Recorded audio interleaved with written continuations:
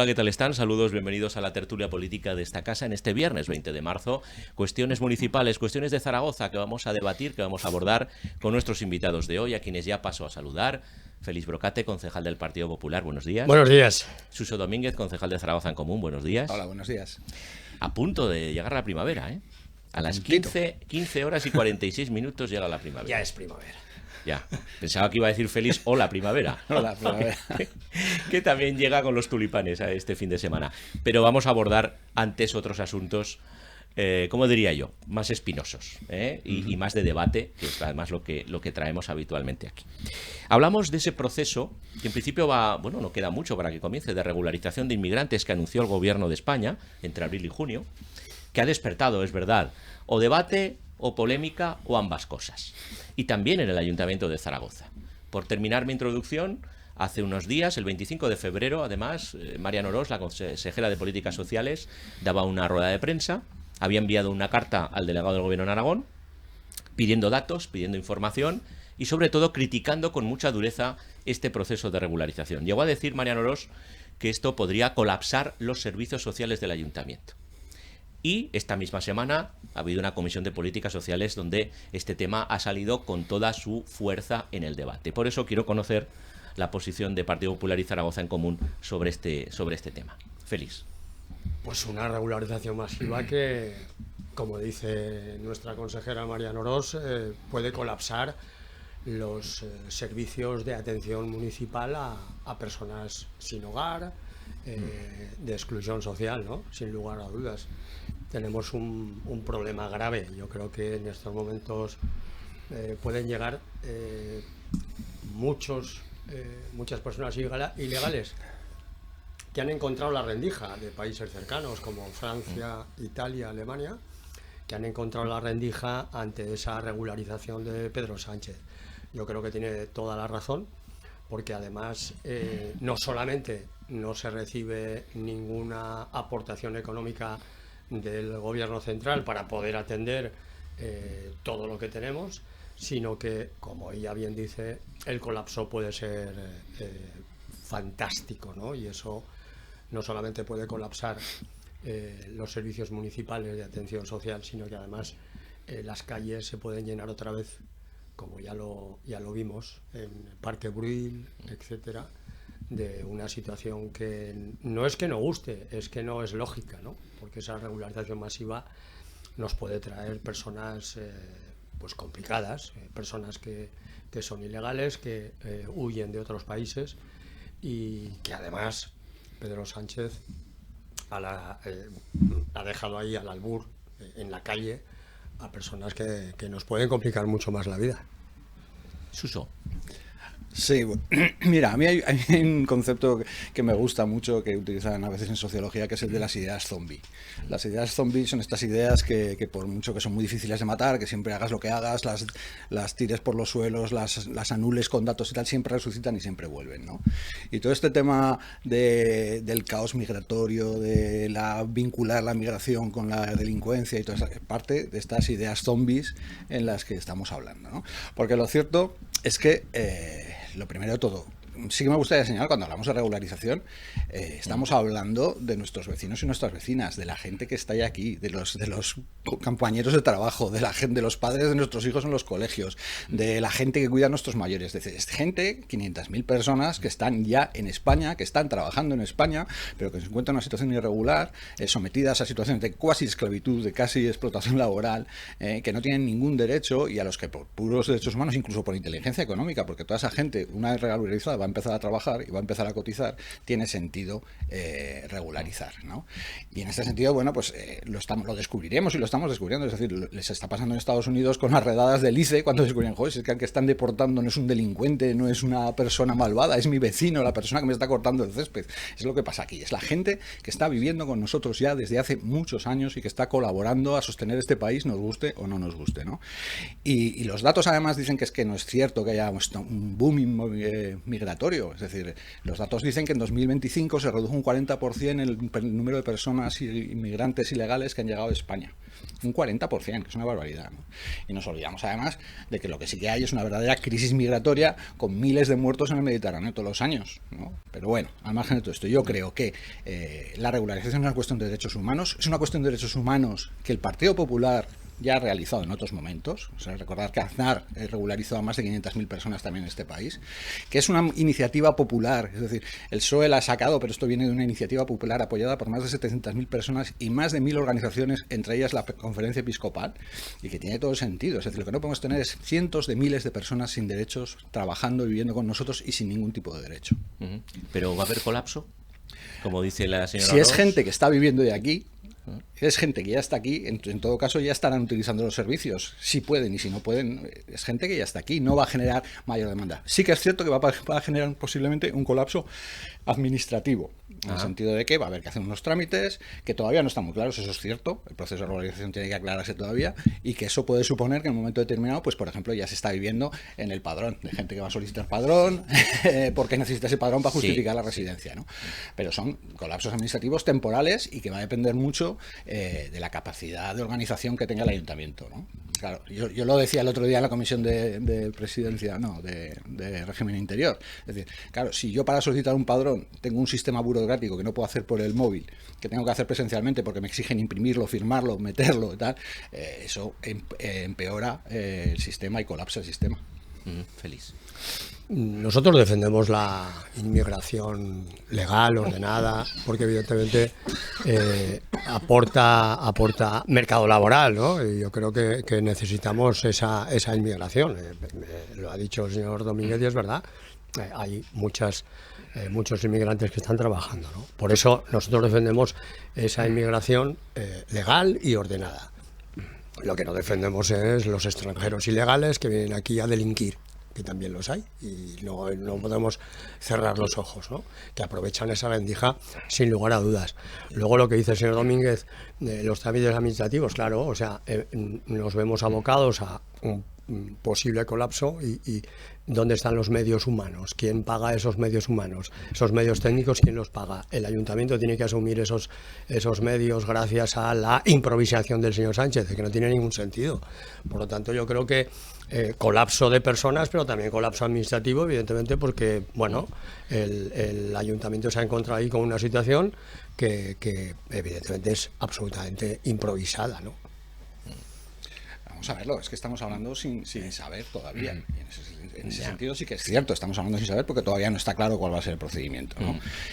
Lo que está claro, por quitar una de estas ideas zombies, por intentarlo por lo menos, es decir, el propio decreto establece que no se puede regularizar a ninguna persona con delitos ni con perfil peligroso, o sea, eso está claro. Entonces no asociemos sistemáticamente delincuencia con inmigración, porque es falso y estáis haciéndoos un malo favor, porque lo único que hacéis es mimetizaros con el marco de la ultraderecha, y ese marco no nos sirve a ninguno, es un marco mentiroso que se alimenta del miedo y que no nos sirve a nadie y que no es realista.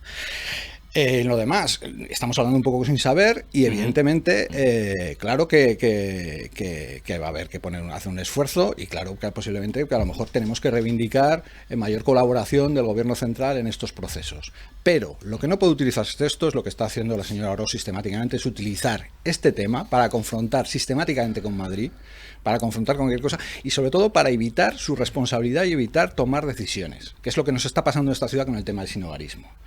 Que con el tema del sinhogarismo nos agarramos a es que vienen de Madrid, que vienen de Madrid. Es gente que está en esta ciudad, que tiene que dar respuesta a esta ciudad. Luego pediremos responsabilidades y haremos lo que haya que hacer para que se colabore. Pero la responsabilidad de dar respuesta a esa situación es del Ayuntamiento de Zaragoza porque son sus ciudadanos.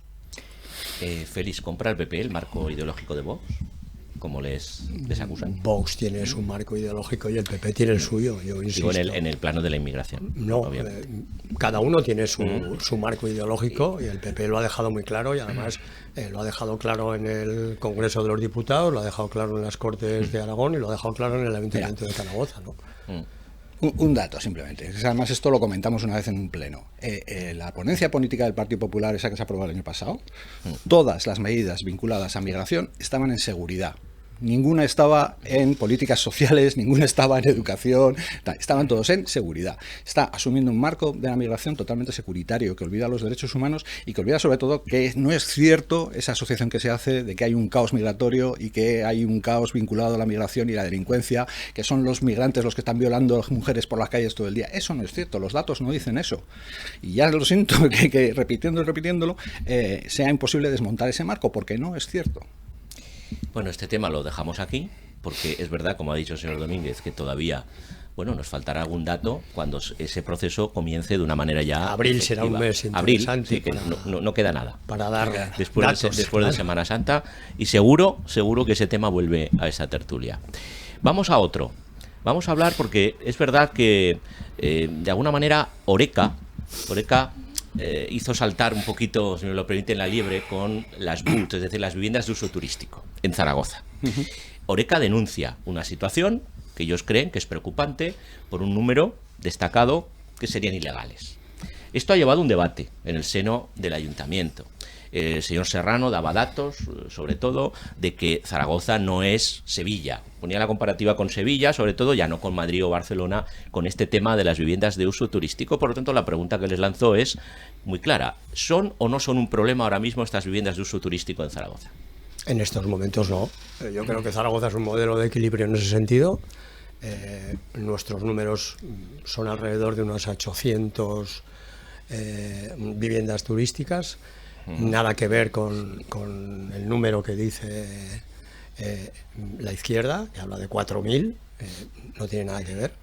Y como ya se ha dicho, estamos a la par de Valladolid y Álava, que no son dos ciudades estratosféricas como Zaragoza, ¿no? Y lejos, evidentemente, de Valencia, Málaga, Madrid, que tienen muchísimas más, ¿no?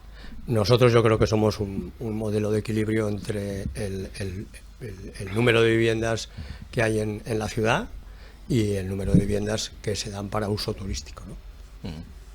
Suso. Yo lo que estoy convencido es que si no es un problema ahora mismo, lo va a ser.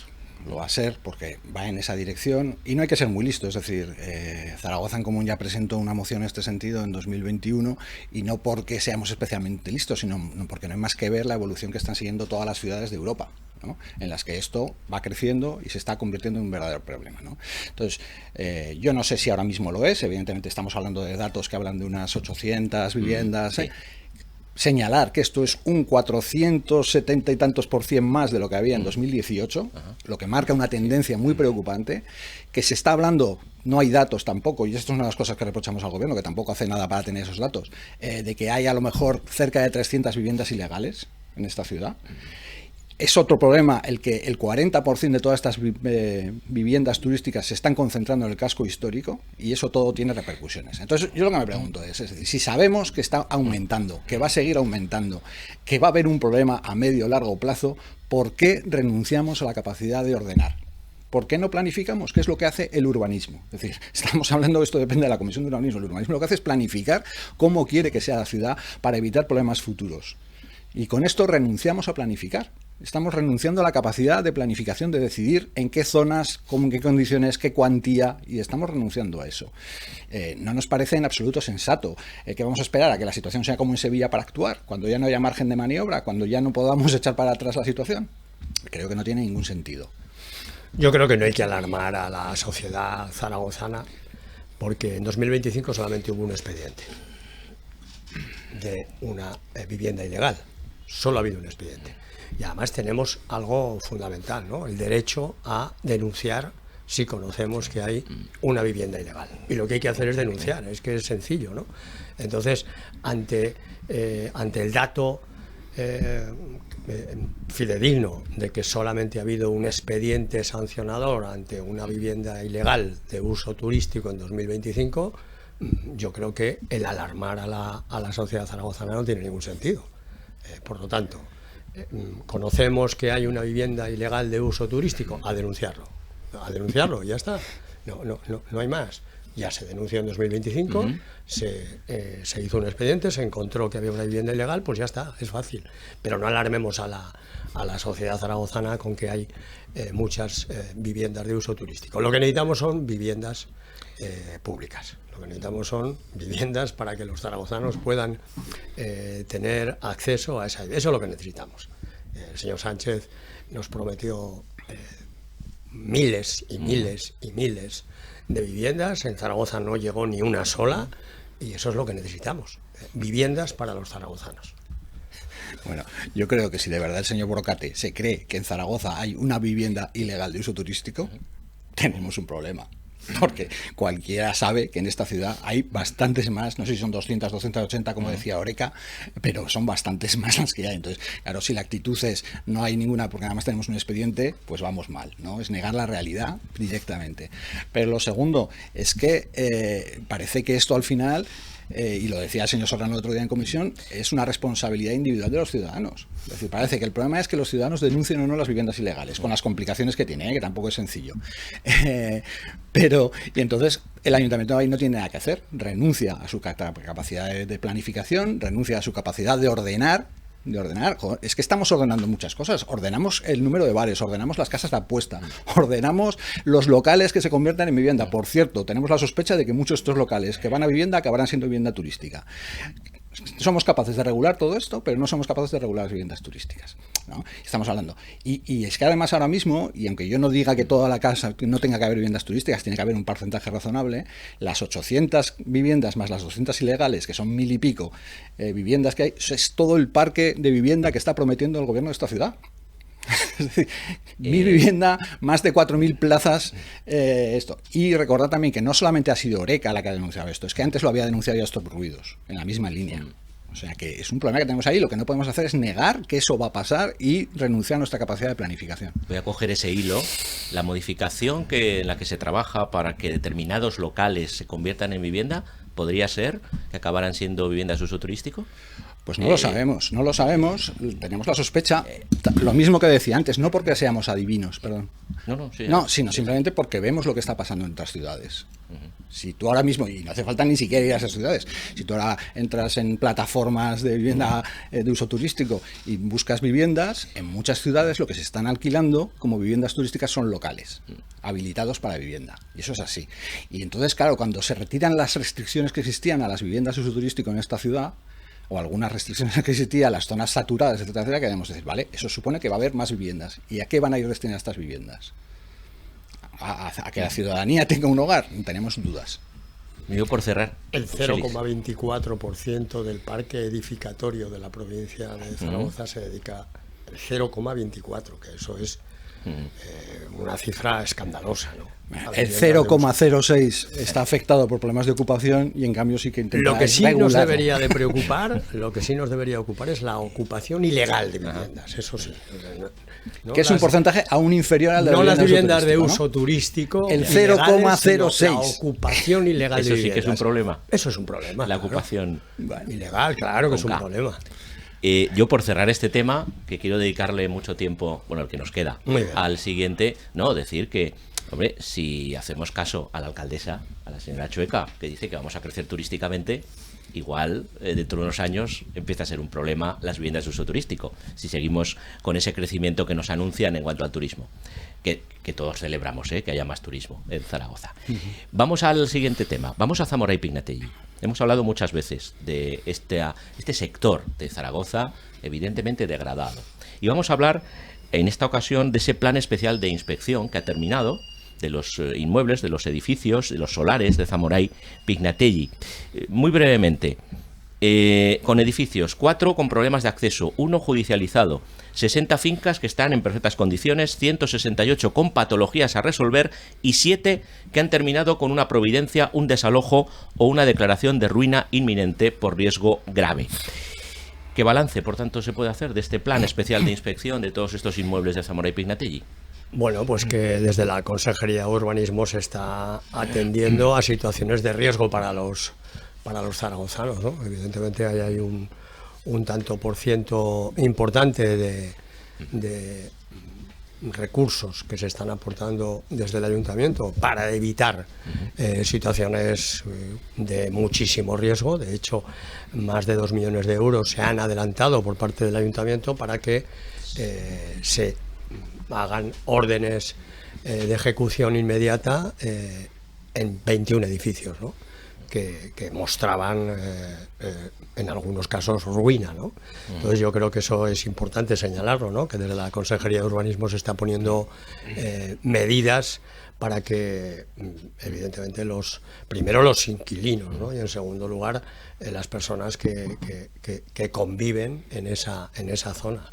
Y yo creo que en ese sentido el señor Serrano está haciendo un trabajo importante, porque además está queriendo poner medidas de que los edificios se vayan inspeccionando con más asiduidad que hasta ahora, ¿no? Que ese es otro dato importante. Suso. Sí, a ver, yo creo que la inspección técnica de edificios en el entorno de Zamora Pignatelli era algo necesario. De hecho, Zaragoza en Común lo solicitó en Comisión de Urbanismo hace muchos meses y, aunque no lo reconocerá, en aquel momento no estaba contemplado y fue posteriormente cuando empezó a haber estas situaciones de desalojos en varios edificios y tal, y de que nosotros lo pidiéramos se planteó.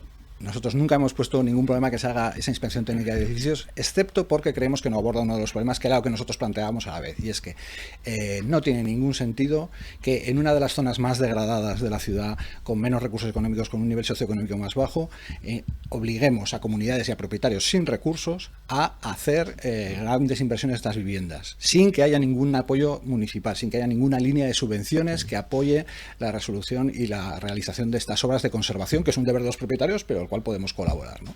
Y esto está llevando, como ya están manifestando también los propios vecinos, a que muchos vecinos se estén planteando que no pueden afrontar esas obras, en algunos casos que se estén planteando incluso que van a vender su vivienda para irse a otro sitio porque no pueden afrontar estas obras, ¿no? Y eso es un problema, y creemos que el gobierno tiene que tener claro que si no hay un apoyo de subvenciones municipales y no solamente de subvenciones, sino de apoyo técnico también, porque nos encontramos con que son comunidades que en muchos casos no están constituidas, que no hay una comunidad hecha, que necesitan un apoyo, como hubo en otros momentos, ¿eh? Yo me acuerdo en los años 80, en esta ciudad en los años 90, estaban las ARIs, las áreas de rehabilitación integrada, y había profesionales, en muchos casos incluso de servicios sociales, para acompañar a las comunidades en los procesos de constitución de la comunidad y de poder solicitar las subvenciones y entrar en estos procesos de rehabilitación. Entonces, primero, tiene que haber subvenciones de apoyo, porque si no, no se van a poder afrontar y van a desplazar a la población.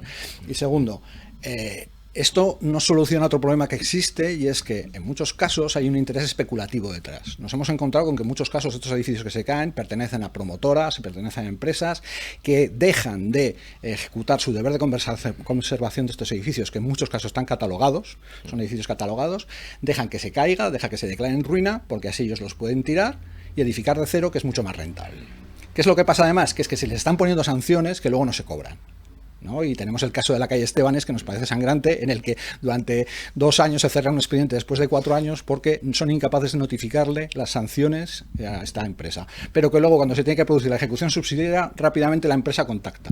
Entonces hacemos eso, hacemos la ejecución subsidiaria, les permitimos que luego puedan edificar sobre un local tirado, pero no solamente eso, sino nos encontramos además con que las ejecuciones subsidiarias ni siquiera se cobran, ¿no? Que lo denunciábamos el otro día. Y llegado, ya lo sé, pero quiero llegar a ese punto para que también didácticamente, pedagógicamente, expresen su opinión, por supuesto, y expliquen a la audiencia qué es una ejecución subsidiaria o qué es una ejecución, una orden de ejecución. Porque también dio datos Víctor Serrano sobre esto, y es verdad, ahora entraremos en ello, que Zaragoza en Común denunció esta situación de las ejecuciones subsidiarias.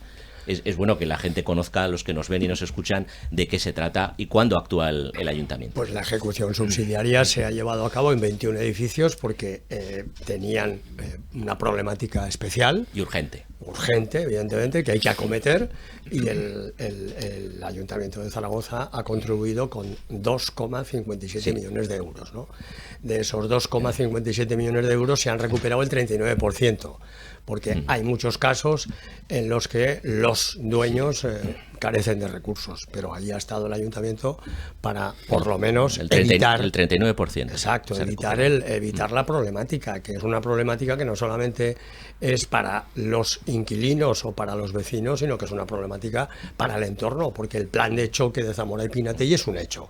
Y ahí lo que se quiere es, de una vez que ese entorno sea digno, ¿no? Entonces, eso es una ejecución subsidiaria, el que el ayuntamiento pone sus medios para que no exista problema. Y yo creo que eso es un paso adelante de la Consejería de Urbanismo para evitar problemas importantes. Estamos hablando de fachadas, estamos hablando de humedades, estamos hablando alguno de ruina inminente, ¿no? Que había que tomar el toro por los cuernos y hacer algo, ¿no? Derratización también es un problema importante. Yo creo que en ese sentido el consejero Serrano ha tomado medidas importantísimas. Luego, evidentemente, viene la otra situación, ¿no?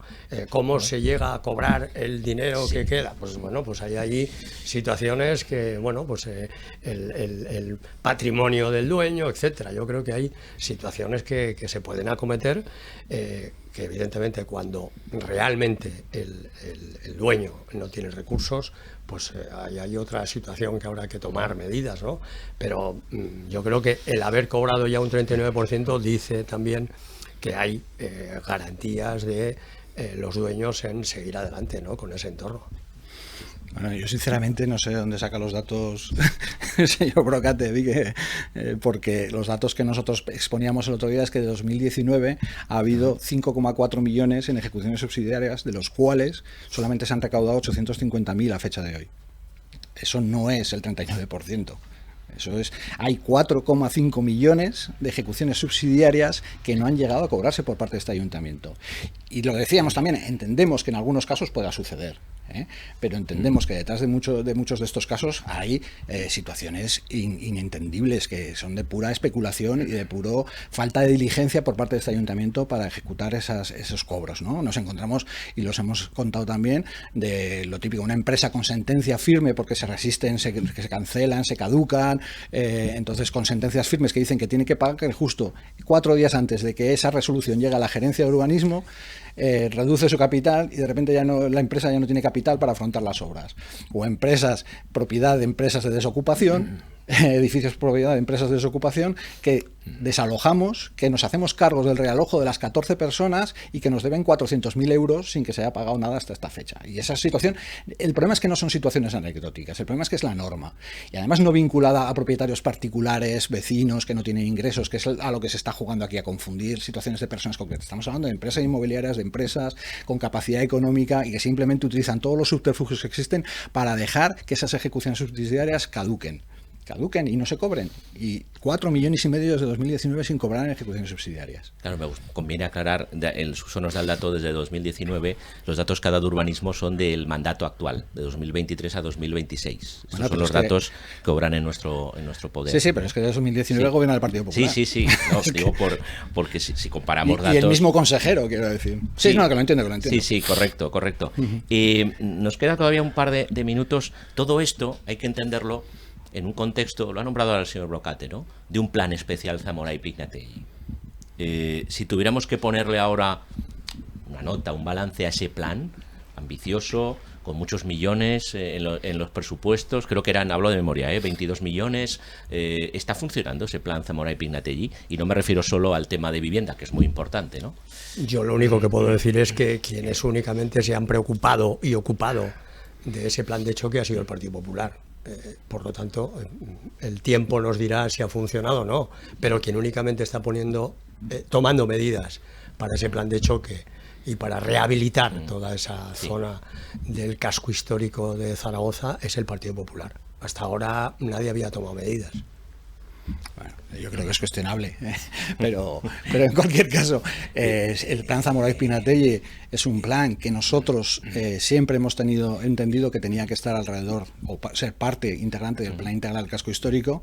El plan integral del casco histórico, no me querrá decir que es el único Partido Popular que lo ha defendido, porque se lo han cargado. De hecho, lleva 4 años finiquitado, sin evaluación, sin nuevo presupuesto, sin partidas económicas, el famoso pitch. Y podríamos hablar del PIVO, que 3/4 de lo mismo, el plan integral del barrio Oliver, 3/4 de lo mismo. Y yo creo que hay actuaciones que son positivas, pero sí que hay una cuestión que es inevitable, y es que los vecinos lo que vienen reivindicando desde hace muchos años ya es la comisión de seguimiento del plan integral de Zamora y Pignatelli, que no se ha llevado a cabo, no se ha reunido ni una sola vez, y que es parte fundamental de este plan en la que los vecinos precisamente pueden evaluar si se está cumpliendo y cómo se está cumpliendo. Se acabó nuestro tiempo. Casa Lemón y Real Zaragoza este fin de semana van a ganar sus partidos. Es primavera. No. O la primavera. Una margarita no hace primavera, 2 ya empiezan a hacerla y si son 3 ya tenemos un ramo prácticamente. Eso si no viene la helada y se cargando. No, por favor. Ojalá que no. no. Ojalá que no. Estamos sacando la cabeza un poquito de debajo del agua. Gracias, Félix Brocate, gracias, un placer. José Domínguez. Gracias y a a ti. todos ustedes, gracias por su atención. Se quedan con la mejor programación.